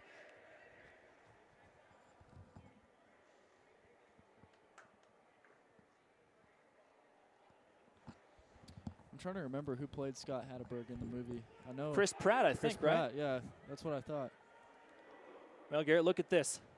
A tie game with a minute and change to go in the second. And it's Indiana who are really pulling themselves back together and yanking themselves up by the bootstraps and digging in. Offenbach will take the draw against Shouty in a tie ball game with 1:23 to go in period number 2. We're in for a tight finish here at Yost. Culver brings the puck into the zone. Now he flips it up into no man's land, taken behind the net by Chambers and cleared out. Indiana searching for their first lead of the night as Offenbach leaves it off for McDonald. Now gets it back. He fires one on that went off of the shoe right there of Babeldick. Now Michigan controls. We're under a minute to go. Knoll runs into a man at center ice, and we're going to have a stoppage here as that puck went out of play. Might have seen a roughing on Jack Knoll, who took a bit of a shot from the side, a little bit behind, maybe his 6 or 7 o'clock, if you will, directionally for his opponent. Yeah, it looked like he knew he was going to be guilty on that one. Well, he's already had one shot up high, and he is now livid, slamming the box. It's not the first time, nor will it be the last, that a hockey player slams the penalty box door furiously. A tradition that's really been going on since the inception of the penalty box itself. Even back when they had both teams in one small little cage off to the side. I cannot imagine that, especially two players getting into a fight, being in the same penalty box. Some minor league teams, AHL, ECHL, even had that set up going into the 80s and 90s. That puck flipped in by McDonald, and it goes behind the Indiana net. A clearing attempt by McKay is kept in. Cesarski now chasing the puck out in front. We're down to 20 seconds to go in period number 2. That one sent in and off the foot of Huber. 10 seconds to go. Tie ball game in Ann Arbor. That's going to do it for period number 2 as Brandenburg won't have time for a shot here. Indiana storming back from the depths of defeat. They were down 5-1 about halfway through this period, and they score 4 goals in the final 10 minutes to tie things up at 5. We've got an exciting game heading into the third. We got to expect a tight finish in this one. Most certainly, and after the bludgeoning we saw late last night, I'm sure both of these teams are going to have their heads on straight and their skates laced up tight for the final 20. For the second period in a row, Indiana will start the third a man down. Fortunately, this time, we've got a tie contest. Sam will be back on the play-by-play duties for the third, and you are watching Indiana Club Hockey on the Indiana Hockey Broadcast Network. Don't go anywhere.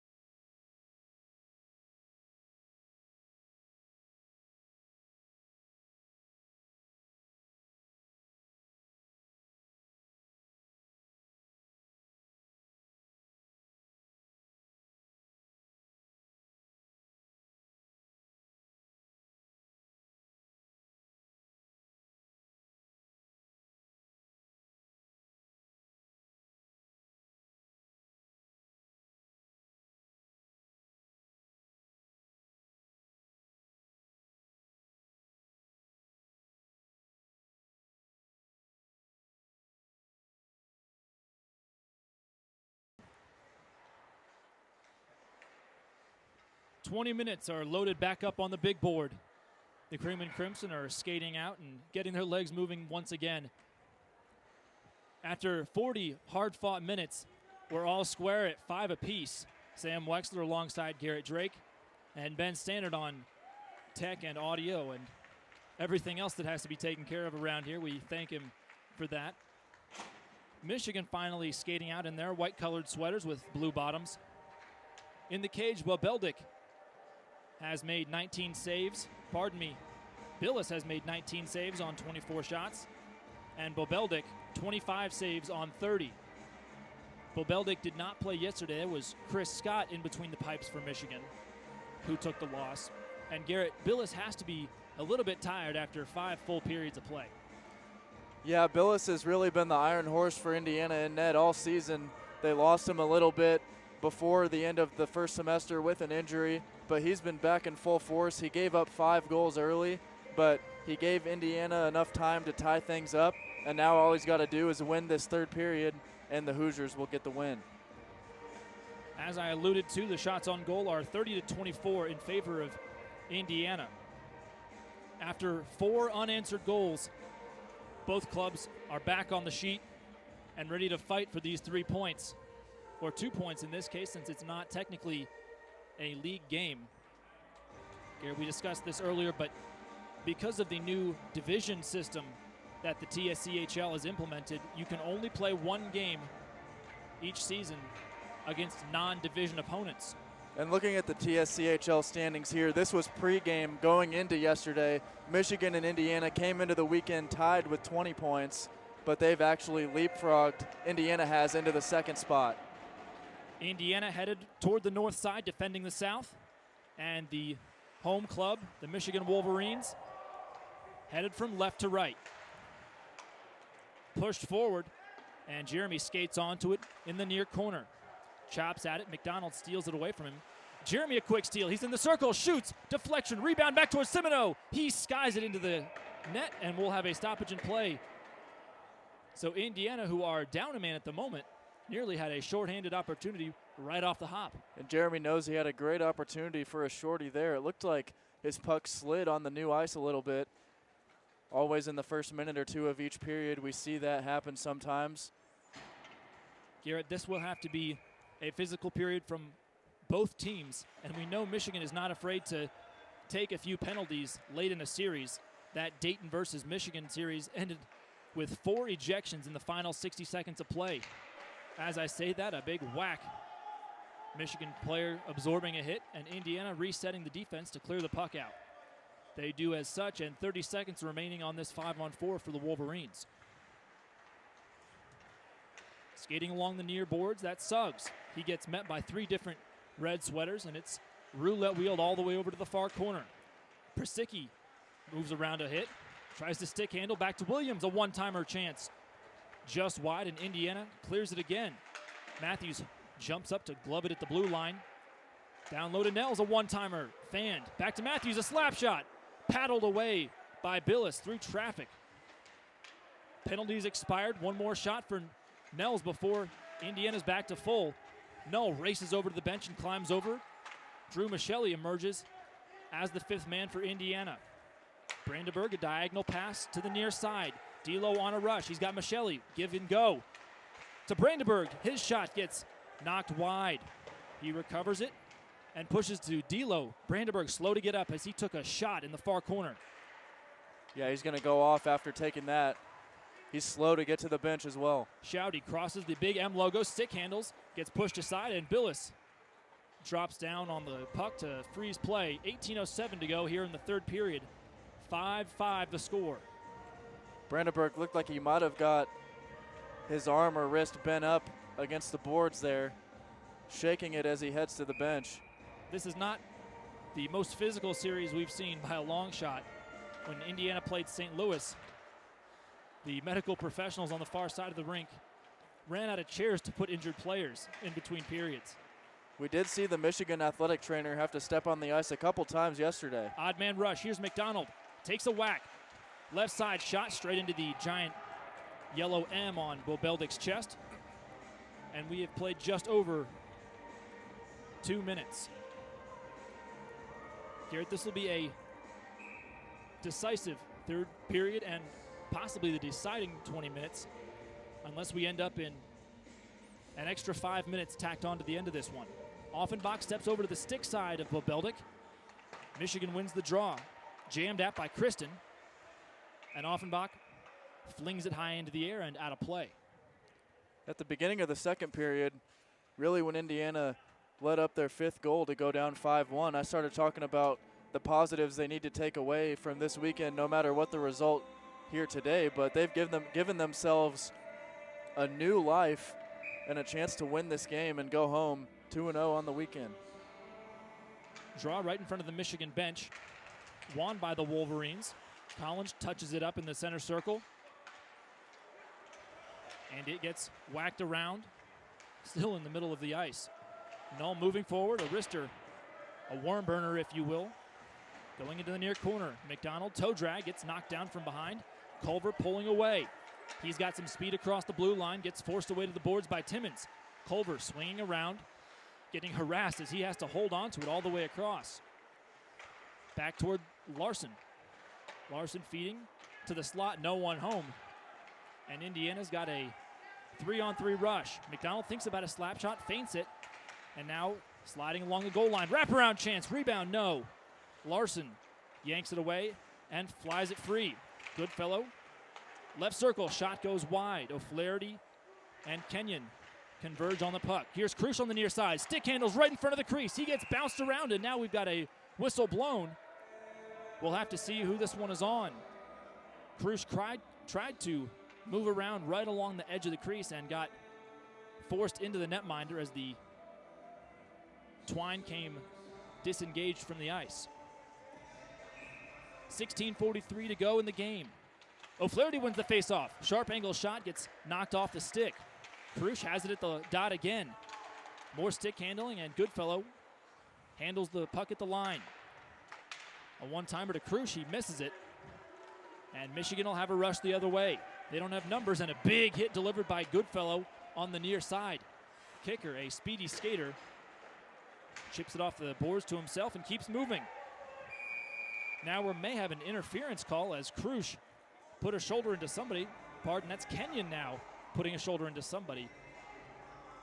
And Cade Kenyon is furious again.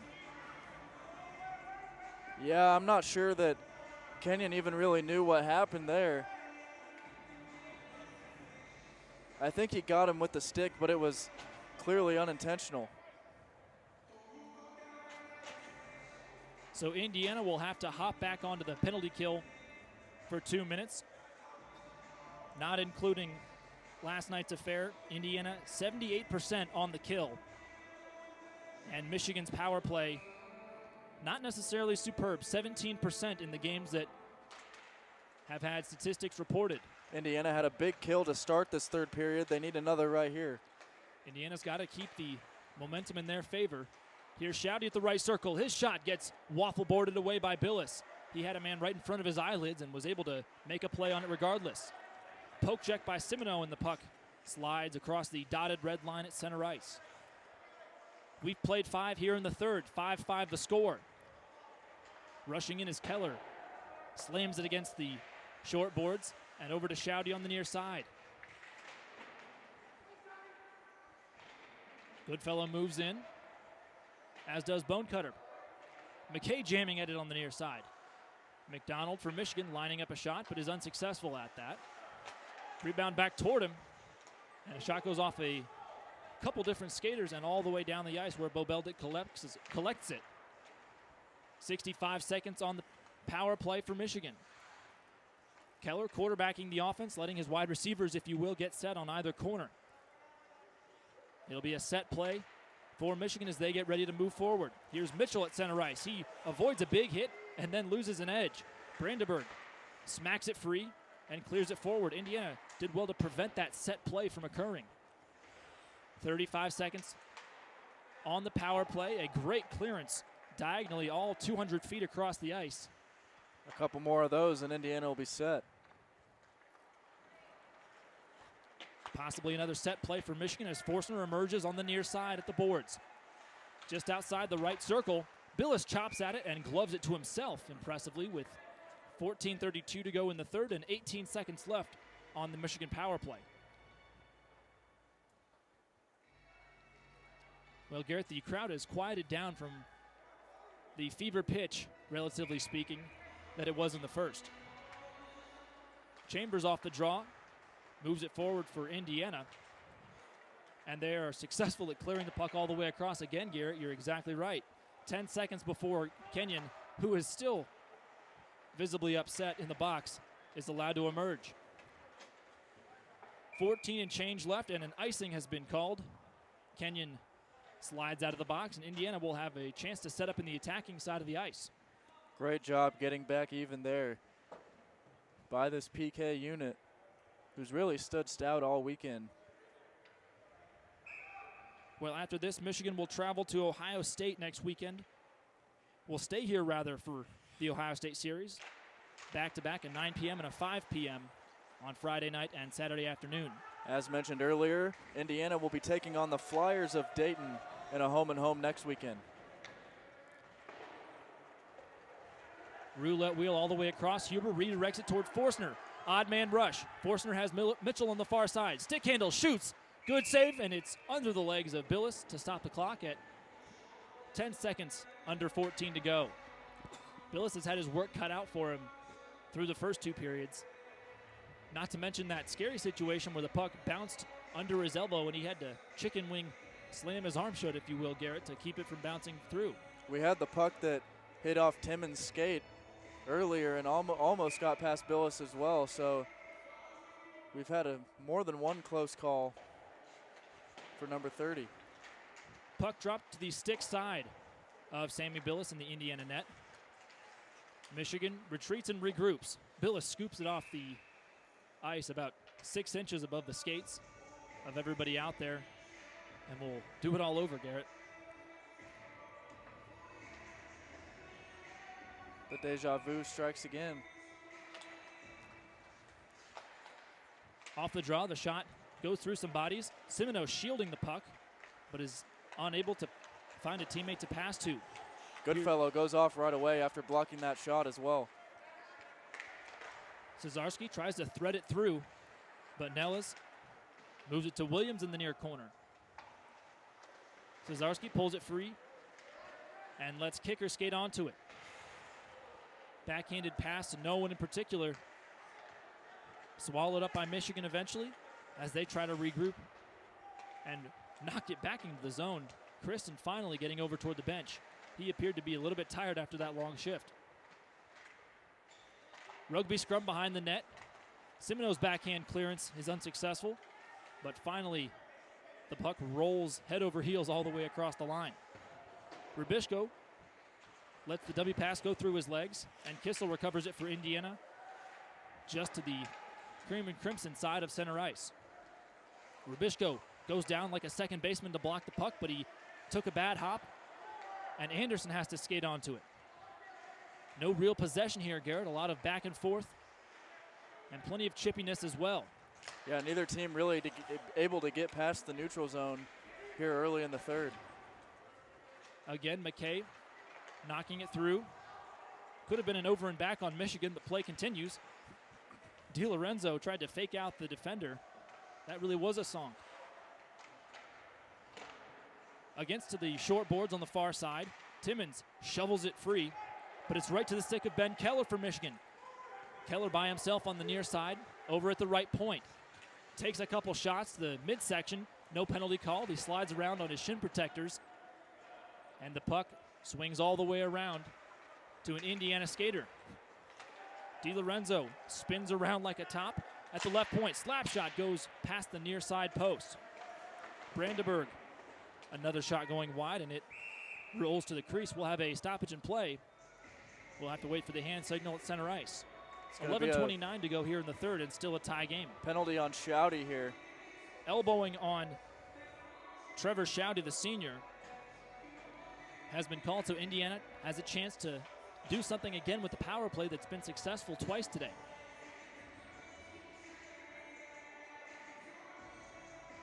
Big opportunity right here to try to get their first lead of the day.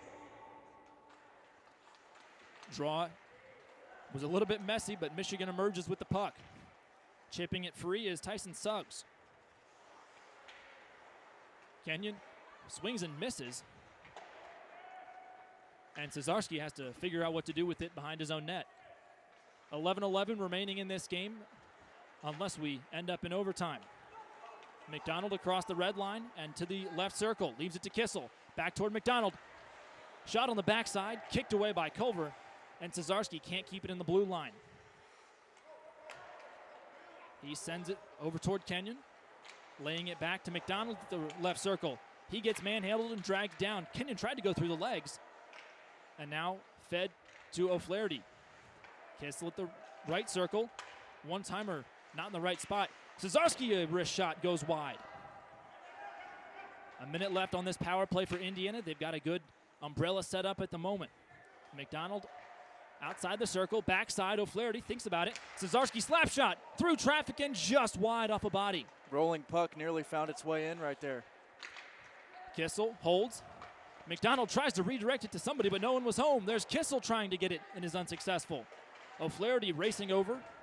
Culver puts his hand on the puck against the boards, and it might be in his pants. He throws it across the ice. That's got to be delay a game. Now we've got a whistle blown. 35 seconds left on the power play for Indiana with just a hair over 10 to go. I think Culver might get a penalty on this.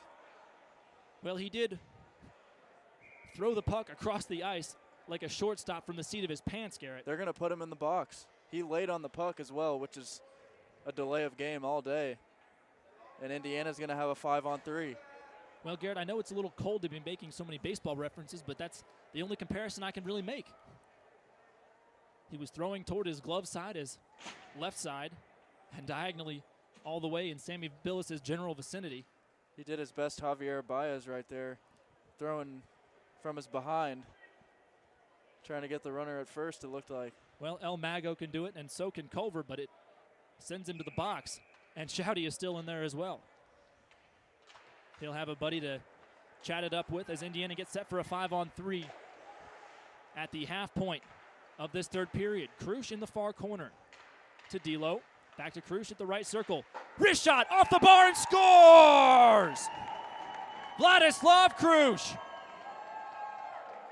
pulls Indiana back into the driver's seat. It's 6-5. The Cream and Crimson and the penalty to Shouty. And we'll now have a 5-on-4 for a minute 47. And now Cesarski is going to head to the box. He may have had some choice words for the Michigan bench. We'll have to see what the official call is. And we can hear him jabbering back and forth with the Zebras from up here even. Nevertheless, 6-5, Indiana in the lead with just under 10 to go. A huge goal and a momentum swing as Vladislav Krush now has multiple goals on this road trip and goals in both games. It's been a great weekend for Vlad, along with a lot of the other Indiana players. Cesarski and Culver chatting with each other in the opposite penalty boxes. One of the linesmen just made the technical foul motion with his hands like a basketball referee, which reminds us that Michigan and Indiana have a game tomorrow at Assembly Hall, and word on the street is, or word on Twitter rather, Garrett, is that Indiana will have their throwback jerseys on. I did see that, honoring the 1987 team where Keith Smart hit the game winner against Jimmy Boeheim in Syracuse. My best friend's parents were actually down in New Orleans at that game. On a rush, a one-timer gloved by Billis, stopping the rush in this 4-on-4 with 9.5 to go. And Garrett, that was a big game down at the New Orleans Superdome, if I'm not mistaken. Now known as the Caesars Superdome in New Orleans. It was Mercedes-Benz for a while, but I was going to say, did Mercedes-Benz give up the rights for that? they did. I believe last year was the first year that Caesars took it over. Well, just like the Staples Center in L.A., names are changing left and right. Michigan setting up on the 4-on-4. McDonald steps in front of the puck to block it. They've got a 2-on-2 rush. McDonald emerges, cruising through the slot. Leaves it for Jeremy, thinking about a shot. It hits a body and sails back over top of the logo at center ice. Chambers sliding around. A minute even left on the 4-on-4 before it becomes a Michigan power play. 9:01 to go in this game. 6-5 Indiana. Up thanks to a Vlad Krush goal just a few moments ago. Bounced off the boards to Jeremy. He's at the left point. Moving around through traffic. Wrist shot just over the bar. Cleaned up by Kissel, but he passed it a little too hard and to the wrong person's tape. This time he takes a big check right in the side of the jaw, and he's already got a few little Band-Aids and stickers on his nose from last night's game. Mitchell goes into the corner and has to look over his shoulder to make sure he wasn't about to get lined up. Here's Null on a give and go, back and forth between him and Kissel. Chambers over the line, thinks about a shot, waits, and whacks it back behind the boards. Indiana was able to get a change in on that, however. Kristen loses possession, and Kenyon moving around to Culver at the blue line. By himself, shooting, and it's past the near side post. Chambers again, throws it off the glass, and down to O'Flaherty. Clearing the line. Here comes Cesarski. We're back to 5 aside. And we have another whistle for a trip. We'll have to see who this one is called on. And Indiana, just after they got off the power play, now draw a penalty. Owen Collins headed to the box. And Culver had a great opportunity coming out of the box right there. He got in on the break and just kind of lost the puck when he got close to the net.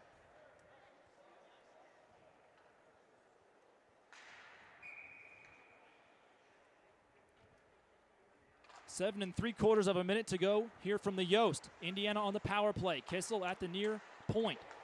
Feeding down low to Kenyon at the goal line. Tries to cycle and dump it back into the corner for Kissel. Kissel, no look pass behind the net. O'Flaherty pushes it wide, and Sebs Culver skates onto it and feeds Shouty on a stretch pass at the right circle, harassed by Cesarski putting a hand on him, and the centering pass is kicked away off the leg of Chambers. O'Flaherty moving in at the circle. Kissel takes it under his own leg and gets his pocket picked as the puck goes all the way across. Minute 20 left on the advantage for Indiana. 7:01 to go in the game. Indiana still up thanks to that Krush goal. Here comes Kenyon.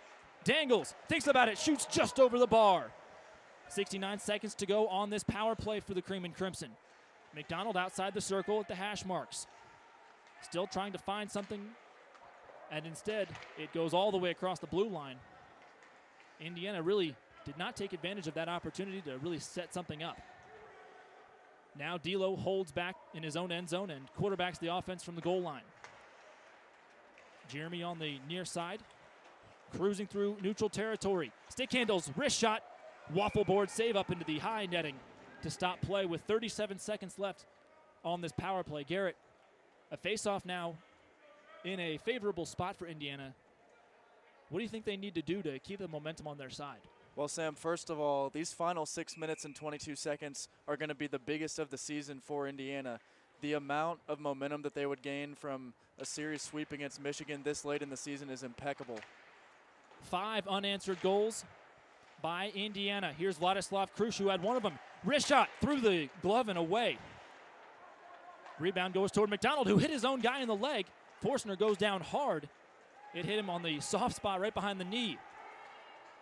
Racing toward it is Goodfellow alongside Vincent Larson. He gets tangled up, and Michelli steals it away. 10 seconds left on the advantage for Indiana, and Michelli can't get out of his own way. Stolen away by Nels behind the cage. Billis frantically trying to figure out where the puck is. The penalty is over. We're back to 5 aside. 5.5 to go in this game. Vlad gets banged down in the near corner, and D'Lo has to take the puck for him. DiLorenzo, every time he's on the puck, drags 2 or 3 different defensemen with him.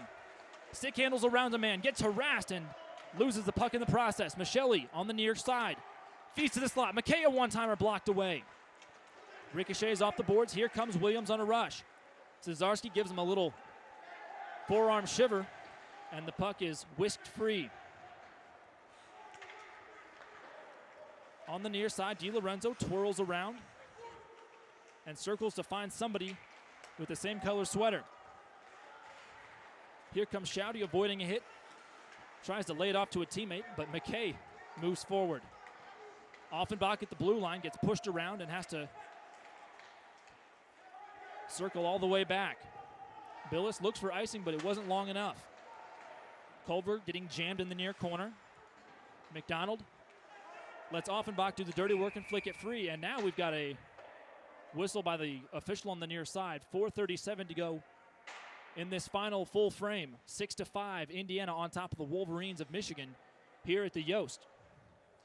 Going back to what I was saying on the last stoppage, if Indiana's able to pull this win out, this is one of those wins where you learn something about your team. And what Indiana learns is no matter what the score the rest of the season, they know they're going to have a chance to win every game, coming back from down 5-1 today. To quote some popular journalists, that shows real grit, Garrett. That puck got the linesman in the leg. He's a bit shaken up towards center ice. Well, the puck careens across the neutral zone over toward Offenbach at the left circle. Wrist shot just away from the corner. 4:20 to go in the game. Culver in front of the Indiana bench gets jammed, and Matthews sliding to the left point. Indiana up by a tally. Here's Fisher Matthews laying it off. No one's home, and Michelli goes down to his knees trying to clear the puck, but is unsuccessful.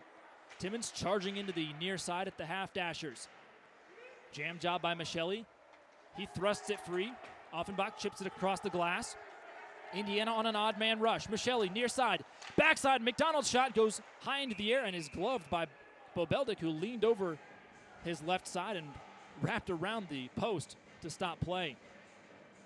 5-on-5 hockey for 3:45, unless we see another whistle blown. One thing to watch out for at home, if Michigan gets the puck across the neutral zone, I would expect Bobeldick to head towards the bench here. Off the draw, the ricochet goes into the high slot. Larson flings it across the boards.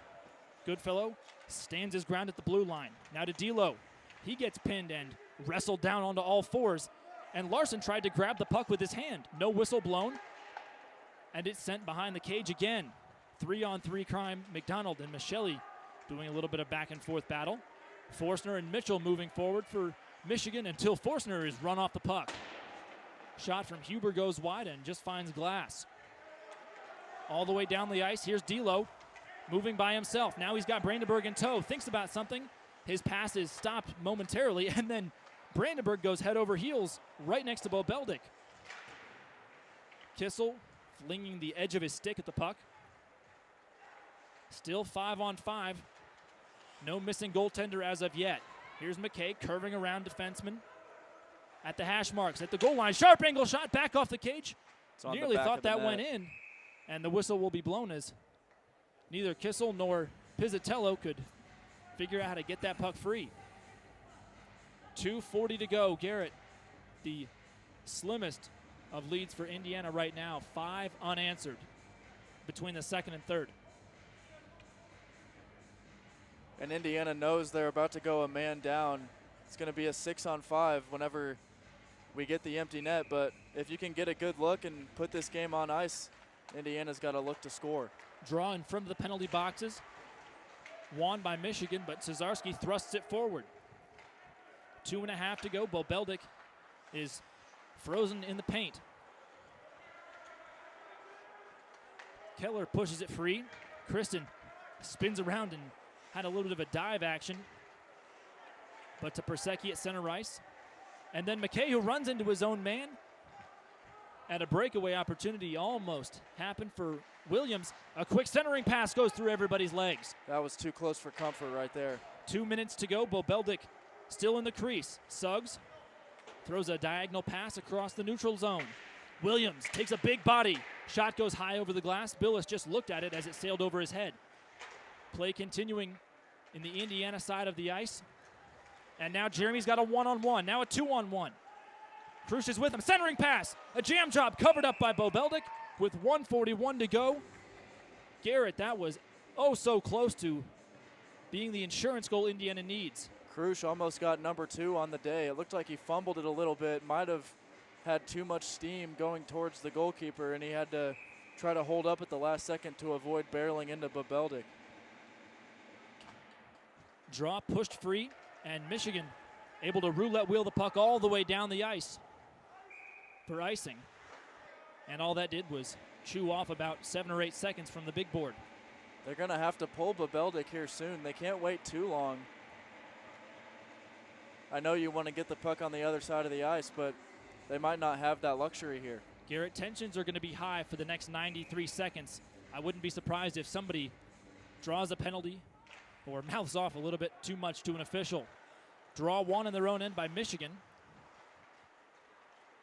Suggs fires it across the ice. And then O'Flaherty took a good swing at the puck. Suggs stick handling on the near side, through the ice and all the way down for icing as Timmons collects it. Again, Garrett, Michigan not doing themselves any favors in the final few seconds of this game. No, the urgency is not there for the Maize and Blue right now. It's got to be frustrating in the locker room after giving up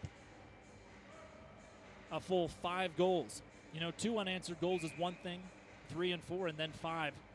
Got to be a little bit demoralizing. Indiana wins the draw cleanly. Chambers a wrist shot through traffic, past the near post. Michelli gets grabbed from behind, and it's won and cleared free over to Collins at the center of the sheet.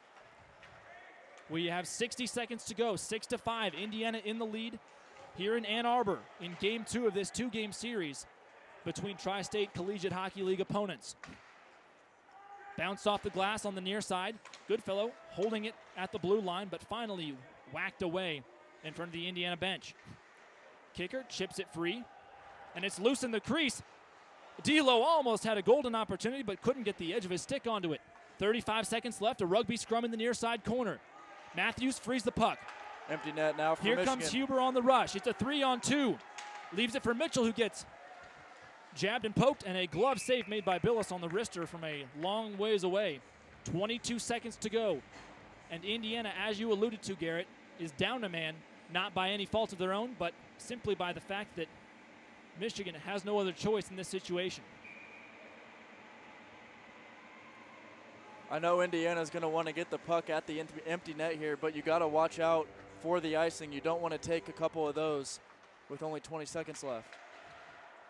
A third of a minute to go. McDonald, a long wrist shot from the near side. And Forstner swings and misses. Offenbach pushes the puck free into the near far corner. Puck wobbling between different players.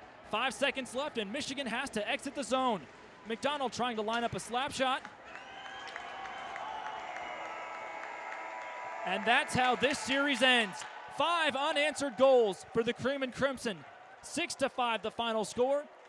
Indiana puts a tally in the win column on back-to-back days on the road trip to sweep the Wolverines of Michigan.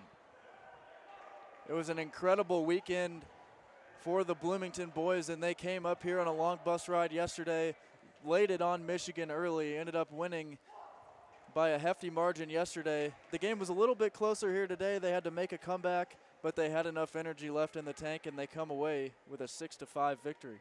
This isn't necessarily the most contentious handshake line we've seen, but it certainly isn't as cheerful as other ones. Some guys doing the sweep, some guys looking away as they shake hands. And after a hard-fought series, that's certainly understandable, Garrett. We'll check the shots on goal totals and tally everything up for the post-game show.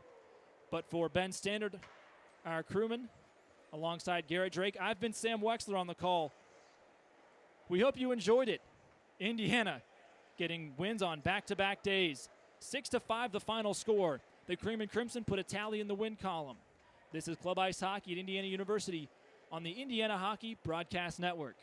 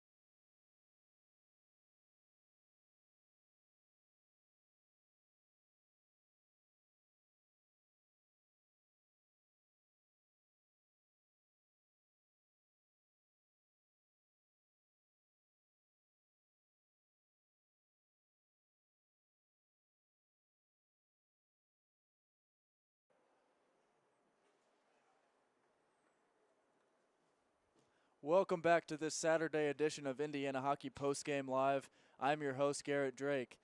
The boys in Indiana come to Ann Arbor and sweep the weekend series against Michigan, winning 6-5 today. It was a weekend where truly everybody on the team got involved. Sammy Billis was solid in between the pipes all weekend long, and Indiana continues to their hot streak into 2022. They've only lost one game since Coach Weiss took over, and it was in overtime to St. Louis. They will be back in action next Friday at the Frank. Make sure you show out for their game against Dayton. That starts at 9 p.m. And for Sam Weixler, Ben Stannard, and the rest of our crew, we'll see you then. Make sure you don't miss it. We'll have all the coverage for you if you can attend right here on the Indiana Hockey Broadcast Network. We'll see you next